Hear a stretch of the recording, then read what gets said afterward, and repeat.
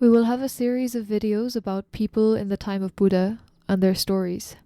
This is a teaching method that Ajahn uses a lot, and it's a way of understanding the teachings and of getting a better grasp of how to apply them and what is their full implication that is often quite underappreciated or underused. So particularly in this series of videos, we will explain how we should read these stories, which is not just to see them as entertainment, just seeing the bare narrative at the surface, but to try to empathize with the characters, with the people in the stories, and to really understand what they are experiencing and what they are understanding, especially. Because what they see and what they understand is not something that is particular to their circumstance or to their own story.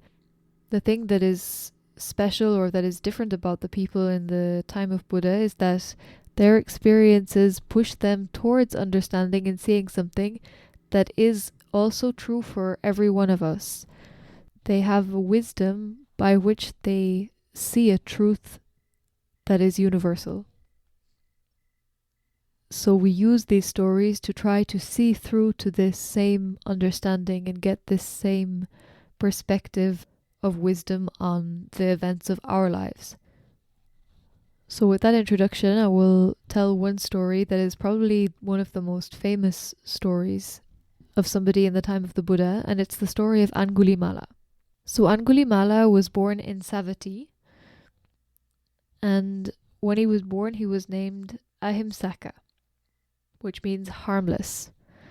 And his parents deliberately named him that because when he was born, there was a priest who made a prophecy about his birth, and the prophecy was that he would become a bandit, a robber.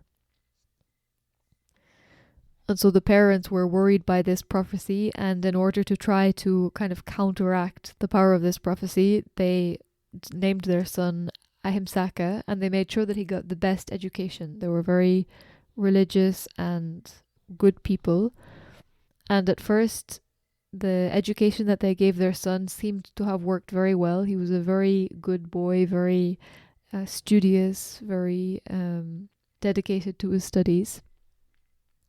And they sent him to study with the most renowned teacher of the land. And quickly, because he was very hardworking and very determined, he became the teacher's favorite student. So when he was probably in his late teenage years, this started to become a problem because he was so much a favorite of the teacher, and he was invited to the teacher's house personally, and he probably had extra lessons with him and so on. So the other students became jealous. And out of their jealousy, they decided to try to do something about the friendship of Angulimala with his teacher. And they spread a rumor that Angulimala was having an affair with the wife of his teacher. So at first the teacher didn't believe that this could be true, but by force of repeating and hearing the same thing again, because the students were very determined, finally he believed, and he was absolutely furious. And in his rage and hatred, he calculated how he could get revenge on his once favorite student. And his calculation was that he didn't want to kill him, because if he killed his favorite student, then he would be caught and he would be killed himself. So instead, he decided to do something much worse. So one day he called Ahimsaka to him, and he announced to him that, my students, you have learned very well. Now there is only one piece of knowledge that is yet remaining that I have not shown you. But there is a test. I do not show this to everybody, only those who prove their loyalty to me. And Ahimsaka was very eager to know what was this final piece of knowledge. So he asked his teacher, please show it to me. I will do whatever you ask. And his teacher told him, I want you to go and I want you to kill 1,000 people. And to prove that you have killed 1,000 people, I want you to bring the little finger from the hand of each person that you kill, collect them all and bring them to me. So I will need 1,000 fingers before I agree to give you this final piece of knowledge. So at first Ahimsaka was horrified and didn't agree. But then the teacher again refused to teach him anymore if he didn't do this, and also hinted that if he were not to do this, then all the learning that he had done so far would not bear any fruit, would not be any good for him. And so finally he agreed. So he equipped himself with a sword, and he went to wait at a certain place on the highway, and he began to kill people who passed there. And each one who passed and who he killed, he cut off their little finger. And at first he threaded them on a string and hung it on a tree, but then when he saw that the birds were eating the fingers, he hung it around his neck instead. So that was how he gained his nickname Angulimala. Angulimala means actually a necklace of fingers, or a garland of fingers. And so in this way he became one of the most feared and notorious criminals in the history of that country. His skill as a fighter also enabled him to avoid being captured. And so in this way he finally was able to kill 999 people. And it's as he was going in search of the 1,000th person to kill, which would finally complete his task for his teacher, that the Buddha came into the story. Now at that time, the king had got word of this notorious robber and had made several attempts to capture him, and now he had sent a large group of soldiers to go and capture him in the forest where he was waiting for his next victim. But his mother had also heard that the soldiers were out to capture her son, and out of love for her son, she went into the forest to try to meet him first, in order that she might perhaps stop the soldiers from killing him. But Angulimala at this point was just so much in the habit of killing and in the desire of finally finishing his task that he had on that same day made the resolve whoever he saw next would be his final victim. And if it was his mother that he had seen next, he would have killed her. And it was this that the Buddha saw or realized as he was sitting in meditation that morning. And so out of compassion for Angulimala, because if Angulimala was to kill his mother, he would have had to suffer for almost an eternity in hell. It's an unbelievable crime to kill one's parents on top of 999 other people. So he set out into the forest to meet with Angulimala.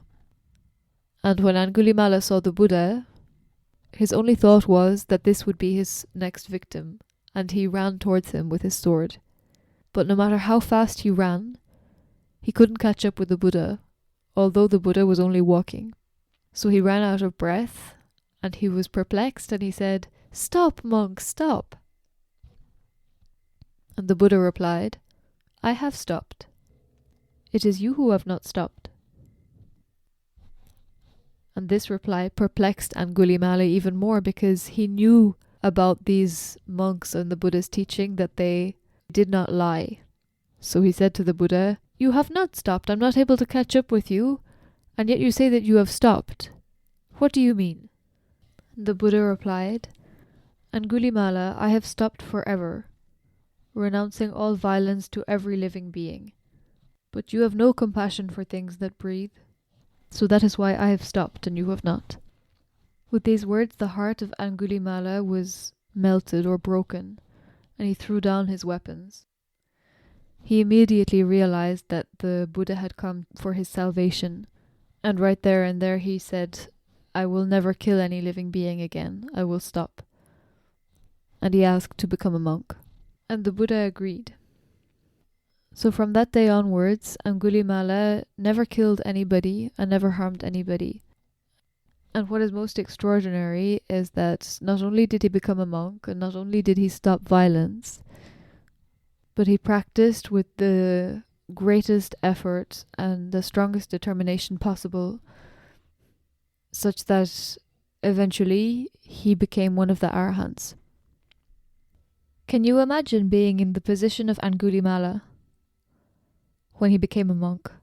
The point of this story is not to take it as entertainment. We should not take it lightly.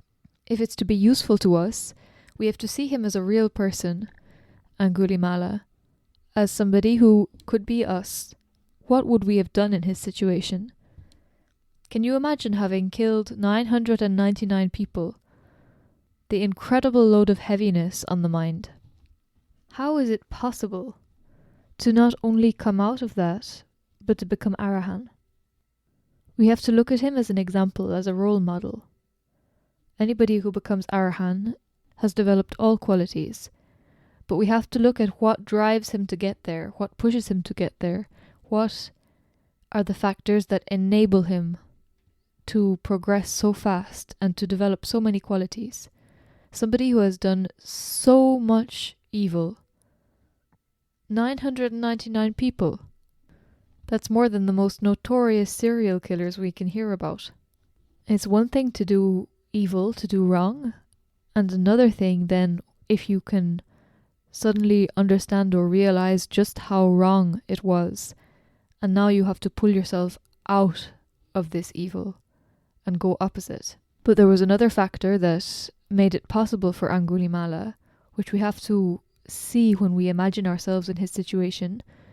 Would we have had any interest, could he have had any interest in going to have a wife, having children, going back to his normal life? Of course not. All that awaited him was a living hell, and all that he knew awaited him in future was hell. After having seen in himself that he was capable of such evil, how could he have had any interest in living any kind of normal life? How could he have lived with himself afterwards in doing anything else but working to rid himself of the potential of this evil completely? He could never have done anything else. So no matter how much his mind must have tormented him and brought him so much heaviness and guilt with all that he had done, there was no way that he could allow himself to accept it, to roll in sadness or depression. He couldn't. There's no way out when you're like Angulimala. No comfort zone awaits, no home, no family. Even your own mind is nothing but your constant tormentor, your constant enemy. But this is not only the story of Angulimala. What we have to see is that it's the story of all of us. What I mean by that is, for one thing, we all tend to think that we are incapable of such wrongdoing, such evil. But if we look at what drove Angulimala to his heinous act, it's not even the sadistic cruelty of someone who enjoys the pain of others that drove Angulimala to do so. Just the greed of knowledge and faith in the wrong teacher. This same greed of knowledge drives us human beings to do such terribly cruel things, which are quite accepted in our society too, for the most part. How many cruel experiments are done on animals and sometimes on humans in the name of this search of knowledge? In the name of scientific research, people have given into the hands of human beings the knowledge necessary to create atomic bombs, and those, if they are used, will kill quite a few more than 999 people. So many people have killed throughout the centuries in the name of their faith in a teacher or a religion, just like Angulimala. Can we really say that it's only them and not us that are capable of such things? It really doesn't take that much to do wrong actions. For example, if we can just consider for a moment that animals and insects might, just like us, wish to be comfortable and spend, just like us, most of their lives just searching for what makes them happy: food, shelter, children, running away from the fear of death, the fear of danger. How cruel we are to so many beings without even realizing. How many insects have we smashed to death merely because they happen to disturb our comfort while going about their daily business? How many people go hunting merely out of the small greed of filling their bellies, or not even for that, just out of the pleasure of the chase? So our little selfishness and greed, our laziness, our desire of knowledge and comfort, it might look small to us, but if we realize that in different circumstances, These are the exact same sources of wrongdoing that cause all the war in the world, all the poverty in the world, all the cruelty in the world. We can realize that our mind too is capable of great wrongdoing, great evil, just like Angulimala.